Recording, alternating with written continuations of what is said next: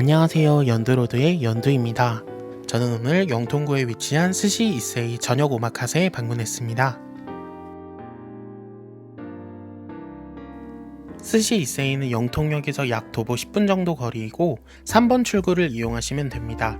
차량 이용하실 땐 매장 앞에 주차장이 있으니 참고해 주시고 주차장이 꽉 찼을 땐 공영 주차장 이용하시면 됩니다. 스시 이세이 전경이고요. 옆에는 이자카야를 같이 운영 중이십니다. 이세이의 디너 오마카세 가격은 66,000원이고요. 런치 오마카세는 44,000원, 런치 스시 일반 테이블은 25,000원입니다. 테이블은 세미 룸 형태로 되어 있고 콜키지는 아래와 같습니다. 자리에 앉으니 밑반찬 먼저 세팅해 주십니다. 다른 것은 보편적으로 접해볼 수 있었지만 로메인 상추의 줄기절임은 처음 먹어봤어요.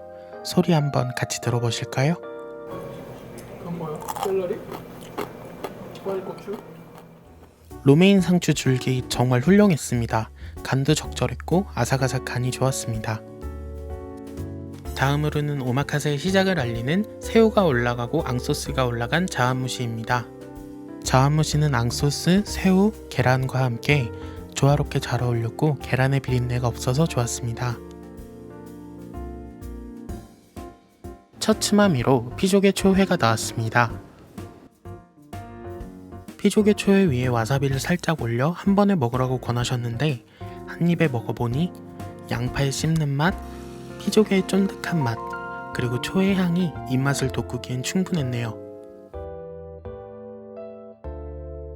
다음은 문어조림입니다. 문어조림도 와사비를 살짝 올려 먹었는데요. 치아 사이에 끼는 듯 안 끼는 듯 부드럽게 지나다니는 문어 살들이 부드럽고 너무 맛있었어요.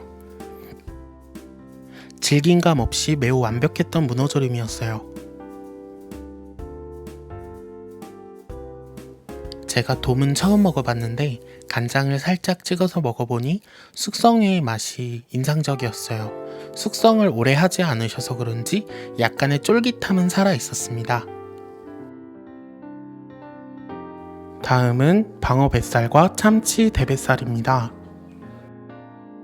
와사비를 듬뿍 얹어 먹어도 된다고 하셔서 한번 듬뿍 얹어봤어요. 셰프님 말씀대로 와사비를 많이 넣었는데도 참치 대뱃살의 기름이 와사비를 감싸더라고요. 와사비를 잔뜩 넣었는데도 하나도 맵지 않았습니다. 너무 맛있는 한 점이었네요. 방어 뱃살 역시 참치 대뱃살처럼 와사비를 듬뿍 넣어서 먹어봤는데요. 겨울이 지나서 방어 철이 지났다고 들었는데 철이 지난 것과는 상관없이 방어 뱃살에는 기름이 가득했고 사각사각하는 식감이 인상적이었습니다. 다음은 갑오징어 회입니다. 숙성한 갑오징어 회 위에 유자 껍질을 올려내어 주셨습니다. 보통 갑오징어라고 하면 오징어, 질긴 맛이 예상이 되죠. 하지만 이것은 정말 잇몸으로 씹어도 될 만큼 부드러운 갑오징어였습니다. 초반에 기름진 메뉴가 많이 나왔는데 유자 껍질의 상큼함이 앞에 메뉴들의 느끼함을 잡아주는 역할을 한 것 같아요. 다음은 다시마에 숙성한 전갱이입니다. 전갱이가 가시가 많고 비린 향이 강한 생선이라고 알고 있었는데 가시를 하나하나 다 잘 발라내 주셨고 그리고 비릿한 맛도 없어서 등푸른 생선을 즐기지 않는 제 친구도 잘 먹었습니다. 다음은 가리비 관자에 우니를 김에 싸서 주십니다. 제가 동행한 친구랑 여러 스시집을 많이 다녔는데 이번 스시집에서 친구가 우니의 향을 제대로 처음 느꼈다고 하더라고요. 김에 간이 안 돼 있고 김이 다른 맛을 방해하지 않아서 저도 우니의 맛, 가리비 관자의 맛을 잘 느낄 수 있었어요. 다음은 청어살을 보리된장에 살짝 묻혀서 내어주신 메뉴입니다. 보리된장도 처음이고 청어도 처음이네요. 처음 입에 넣었을 땐 이게 무슨 맛인가 싶었어요. 살짝 미소의 향도 나면서 보리된장의 고소한 맛도 나는 것 같고 청어의 기름진 맛이 이런 건가 싶었고요. 그런데 점점 입에서 씹히면서 가시가 살짝은 씹혔지만 그 가시가 씹히면서 조금 더 고소한 맛을 내는 게 정말 매력있는 생선이었던 것 같고요. 보리된장이 청어와 잘 어울리면서 정말 훌륭한 한 접시였습니다. 스시가 나오기 전에 입가심으로 스이모노가 나왔는데요. 가리비와 새우를 갈아서 만든 완자를 넣은 스이모노입니다. 약간 매콤한 향 비슷하게 돌면서 깔끔하고 개운한 입가심이었고요. 그리고 기름진 완자가 들어갔어도 기름진 맛은 하나도 없이 깔끔한 국물만 남아서 기분이 좋았습니다. 그리고 완자는 정말 맛있는 어묵을 먹는 느낌이었어요. 첫 스시로는 줄무늬 전갱이가 나왔는데요. 아주 귀한 생선이라는 셰프님의 설명을 들었는데 이렇게 설명을 친절하게 해주셔서 조금 더 맛있게 먹었던 부분도 있었던 것 같아요. 줄무늬 전갱이 이 한 점이 저한테는 정말 큰 쇼킹이었습니다. 제 친구도 지금까지도 말하는 스시인데 이것의 식감을 비유하자면 엔가와의 식감이고 맛은 약간 참치 대뱃살의 맛이 났어요. 정말 기름지고 맛있는 생선이었고 칼집을 내어주셔서 그런지 엔가와처럼 톡톡 씹히는 식감이 더 훌륭했습니다. 다음은 광어입니다.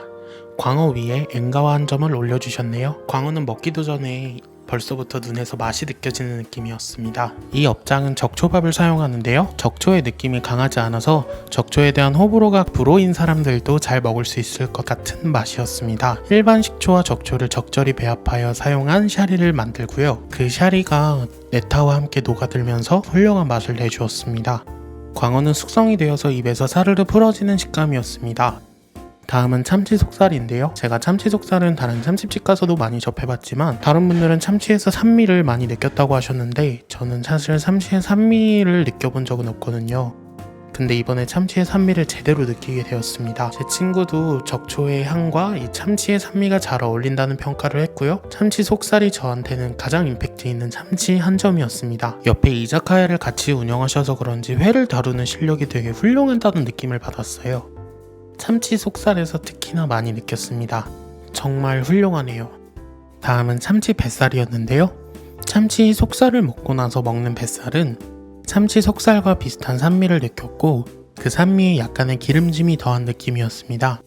대뱃살을 먹었을 때는 산미를 느낄 수 없었는데 뱃살에서는 적당한 산미와 기름기를 같이 느낄 수 있으니 정말 뜻깊은 한 점이었어요. 거기에 저는 여기서 적초밥의 역할을 톡톡히 느낄 수 있었는데요. 자칫하면 느끼해질 수 있는 메뉴 구성이었는데 적초밥이 느끼함을 탄탄하게 잡아주어 균형 잡힌 식사였습니다. 적초밥에 대한 편견을 깨준 한 점이었어요.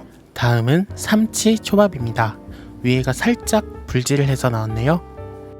다른 업장에서도 삼치 초밥을 먹어봤지만 이곳은 조금 더 기름이 꽉 차있고 위에 불질을 해주셔서 기름이 몽글몽글 올라오는 모양새가 눈으로도 보기 아름다웠고 입속에 넣었을 때 톡톡 터지는 기름기와 밥의 적초가 잘 어울리는 느낌이었어요. 각 생선마다 매력을 뽐내는 적초가 정말 매력적이었네요.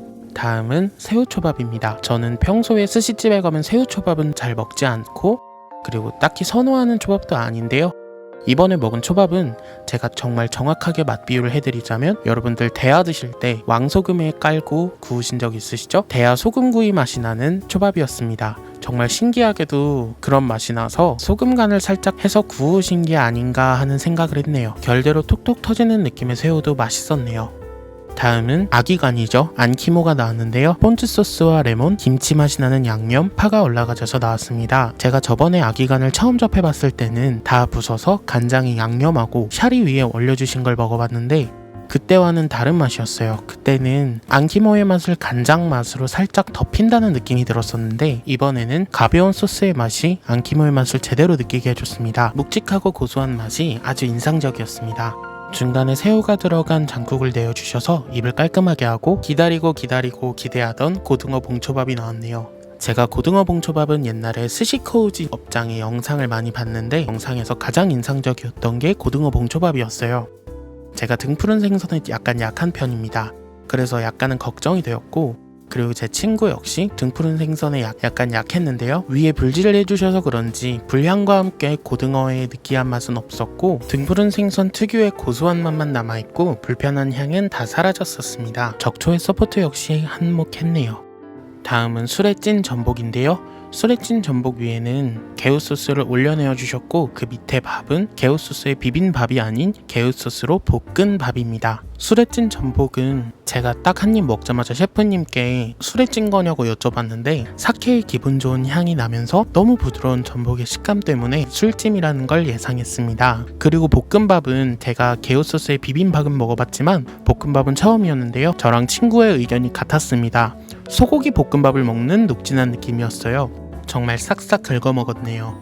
다음은 민물장어인데요. 저는 평소에 민물장어와 바다장어 차이점을 잘 모르고 먹었어요. 하지만 이번에 제대로 느끼게 되었습니다. 그 얘기는 뒤에서 더 자세히 말씀드리고요. 민물장어는 김에 싸먹으면 저는 처음에 김에 장어? 이게 무슨 조합이지 생각을 했지만 이 김이 참치를 김에 싸먹듯이 민물장어는 기름기가 많아서 자칫 느끼할 수도 있었지만 김 덕분에 맛있게 잘 먹었습니다. 먹고 나서 마침 바다장어의 맛이 궁금했는데 신기하게도 바로 바다장어를 내어주셨네요. 제가 다른 이세이 후기를 봤을 때 바다장어의 가시가 약간 불편했다는 후기를 봤었는데 그래서 약간 걱정을 하고 먹었어요. 근데 먹어보니 뼈가 정말 하나도 없는 거예요. 뼈를 다 제거한 업장은 처음이거든요. 셰프님이 고객들의 리뷰를 꼼꼼하게 보시고 바로 반영을 하는 점이 저는 매우 존경스러웠습니다. 이 바다장어의 맛은 민물장어를 먹고 나서 바로 먹으니 느낄 수 있었는데요. 바다 흰살 생선 특유의 살맛과 민물의 향이 빠지고 기름기가 빠진 담백한 맛이었습니다. 다음은 꽈리고추 튀김과 아귀 가라아게입니다. 꽈리고추 튀김은 약간 매콤한 향이 여태 먹었던 음식들을 상쾌하게 씻어주는 맛이었어요. 그리고 아귀 가라아게랑 그 뒤로 나오는 음식들은 제 촬영본이 날아가서 영상으로 찍지는 못했지만 아귀 가라아게는 정말 부드러운 맛이었고요. 마치 닭 가라아게를 먹는 맛이었어요. 이자카야를 같이 운영하셔서 튀김의 솜씨가 정말 훌륭했고요. 얇은 튀김옷 속의 아귀살이 닭다리를 씹는 듯한 육즙이 인상적이었습니다. 다음은 후토마키인데요. 이날 먹은 제 베스트입니다. 꼬다리를 주셔서 너무 감사한데 그 위에 우니, 참치, 연어알을 더 올려주셨어요. 후토마키는 다른 리뷰에서도 봤는데 저도 정말 맛있게 먹었어요. 한 입에 다 먹었는데 영상이 남아있지 않아서 너무 아쉽네요. 다음은 교꾸입니다. 교꾸는 마지막으로 나왔는데 제 친구는 교꾸를 처음 먹어봤다고 했어요. 그래서 이 교꾸를 처음 먹었을 때 디저트로 카스테라 한 조각을 내어주셨다고 생각했다 하네요.